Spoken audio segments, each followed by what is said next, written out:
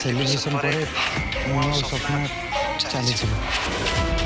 ଚାଲିଯିବୁ ମାନେ? ଯେତେବେଳେ କାବ୍ୟାଙ୍କ ସହିତ ମୋର ବାହାଘର ହେଲା ତାପରେ ମୁଁ ଆସି ଏଇଠି ରହିଲି। କିନ୍ତୁ ଦିଦି କାବ୍ୟା ତ ଏବେ ନାହାନ୍ତି ନା, ଏଠି ରହିବାଟା ଠିକ୍ ଲାଗୁନି ମୋତେ ଦିଦି। ଦର୍ଶକ ବନ୍ଧୁ, ଆପଣମାନଙ୍କ ପ୍ରିୟ ସିରିଏଲ୍ କେଦାର ଗୌରୀରେ ଆସୁଛି ନୂଆ ଟୁଇଷ୍ଟ। ପିୟୁଷ ଏବେ ଘର ଛାଡ଼ି ଚାଲିଯିବେ। ହଁ ଦର୍ଶକ ବନ୍ଧୁ, ଭିଡ଼ିଓଟିକୁ ସ୍କିପ୍ ନ କରି ଶେଷ ପର୍ଯ୍ୟନ୍ତ ଦେଖନ୍ତୁ, ତାହେଲେ ଜାଣିପାରିବେ। ଘରର ସମସ୍ତେ ଏତେ ଦିନ ପରେ ଖୁସି ଆସିଥିବାରୁ ଗୋଟେ ସେଲିବ୍ରେସନ୍ ବା ପାର୍ଟି କରିବା ପାଇଁ ଚିନ୍ତା କରୁଥିବେ। ଆଉ ସେହି ସମୟରେ ପିୟୁଷ କହିବେ, ଆଜି ସେଲିବ୍ରେସନ୍ ପରେ ଆମେ ଚାଲିଯିବୁ। ଗୌରୀ ପଚାରିବେ, ଚାଲିଯିବୁ ମାନେ?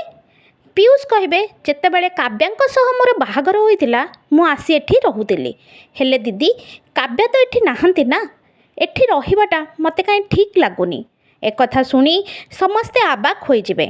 ହେଲେ ଦର୍ଶକ ବନ୍ଧୁ, ସତରେ କ'ଣ ପିୟୁଷ ଘର ଛାଡ଼ି ଚାଲିଯିବେ? ଗୌରୀ ଏବେ କ'ଣ ଏକା ହୋଇଯିବେ? ନା ଘର ଲୋକ ମିଶି ପିୟୁଷକୁ ଘରେ ରହିବା ପାଇଁ ରାଜି କରାଇଦେବେ? ଆଗକୁ କ'ଣ ହେବ ଜାଣିବା ପାଇଁ ଦେଖନ୍ତୁ କେଦାର ଗୌରୀ ରାତି 8:30ରେ କେବଳ ସିଦ୍ଧାର୍ଥ ଟିଭିରେ।